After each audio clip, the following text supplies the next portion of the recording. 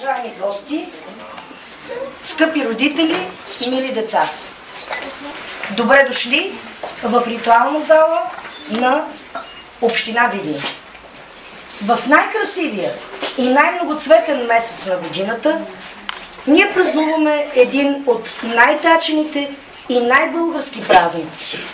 Денят на славянската писменост и култура, денят на българската духовност. Тази година вие, деца, се сблъскахте с много първи неща. В първи клас получихте своята първа книжка, букварчето. Докоснахте се за първи път до трудната, сложна и сериозна математика. За пръв път ходихте на много състезания и получихте много награди. Трудихте се много и упорито. И за това, в този вълнуващ, тържествен момент, вие, мили деца, ще получите и вашите първи свидетелства, първи удостоверения за завършен първи клас.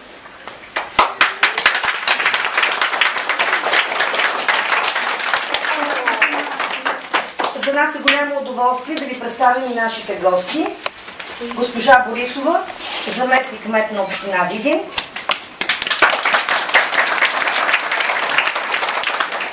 Госпожа Николова, директор на дирекция хуманитарни науки.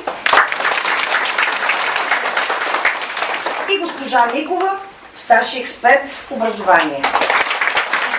И разбира се, госпожа Катя Трифонова, директор на нашето училище.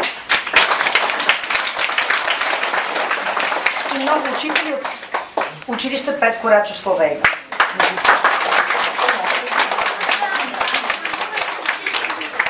Давам думата на госпожа Трифонова да ви приветства по случай празник.